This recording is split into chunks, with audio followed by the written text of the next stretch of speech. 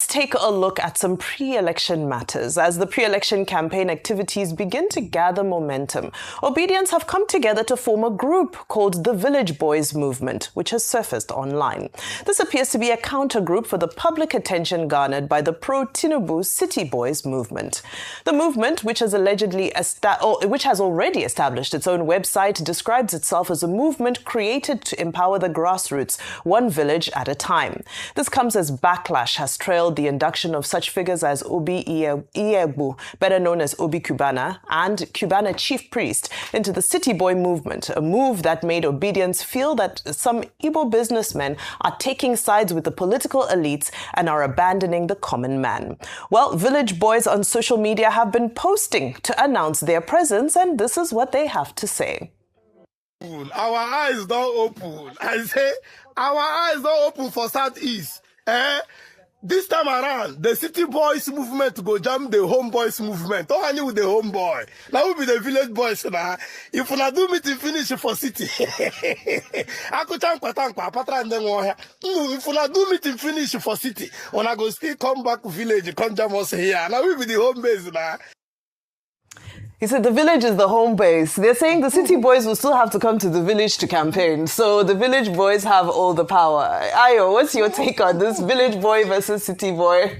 City versus Village Boy. Okay, last week... Are you a city girl or a village girl? I think Rufai already said that he's a village boy.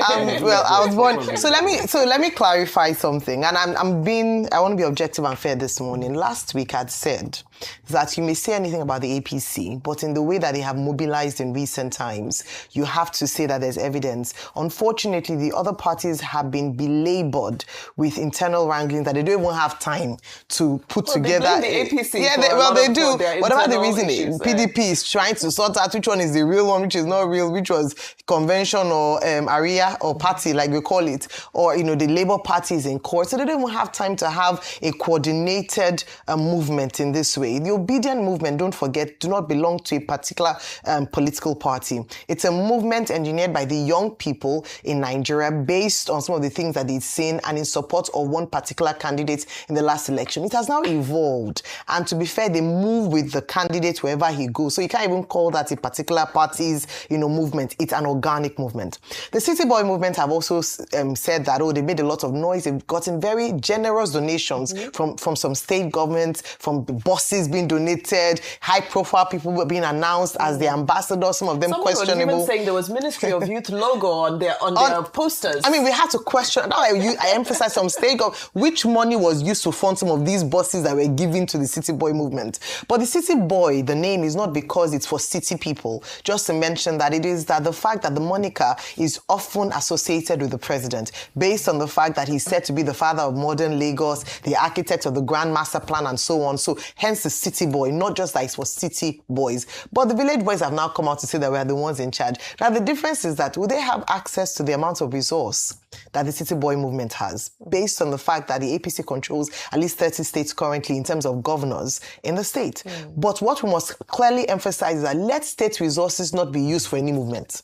Let every movement be based on people's personal convictions and personal pockets, including the Village Boy movement. And I must give kudos to the Village Boy movement, promoters, because it is people who are bringing that, and that's how some of grassroots people are bringing that 1 naira here, 50 naira here, 200 naira here. That's what we want to see in the political space in Nigeria: a rich conversation around and differences in parties, that people can have, a variety of choices and make choices based on who best fits their ideology or what they deem as people who can lead them to the promised land in Nigeria. So let all the movements come up. But again, key point is the City Boy movement should not be funded with state resources as meant for everybody. The Village Boy movement, the same thing. But everybody has a right to choose, and let us have an elaborate and deep conversation when it comes to the elections in 2027, and may the best man win based on the people's choices. The City Boy movement was established in 2022 ahead of the 2023 election to support basically President Bola Ahmed Tinubu, and it has since then evolved into an organization. It's elite finance, it's elite backed, it's elite resource, and it exists in 774 local governments. So what you find, therefore, is that it's the civil society equivalent of the governors of 31 states. It's 31 states that have dissolved into the APC. And then you have in the 774 local governments, the grassroots movement championed by the president's son, that's Sheyi Tinubu. So it's a grassroots organization, and they are well organized. But the village boy movement emerged among those who are opposed to President Bola Ahmed Tinubu. Their area of operation is largely the internet. They don't have any financing that you can say is as structured as that of the city movement. They are driven mostly by enthusiasm. It is a volunteer movement. And then it is peopled mostly by the obedience, the obedient philosophy, if you define it. So, but the INEC, having said, okay, now there is an election timetable, there is a schedule of activities, you must always expect that if you have this side, you will always have that side. And I think it's good for democracy that all opinions, all shades of opinions are allowed to play. Rufai, please, very quickly. We have an important story that we need to... You see, there's a lot of delusion in Nigerian politics. And the number one delusion is that people think money is everything. And when people start to espouse this delusion, I look at them and I laugh. Too much delusion. Secondly, there's a lot of delusion when people think that what they ought to tackle, if they don't tackle it, elections will go as planned. They think they have to tackle, rather than talking about movement or no movement, is the question I asked Senator Ned Damaswe today. Will IRF be justiciable? See, if you can't answer that question, we are just deluding ourselves. It's the delusion that will now make it obvious when a glitch happens again in 2027 and they manipulate the system. And why I deliberately talked about money? Because, you see, we all saw how money failed in the last election.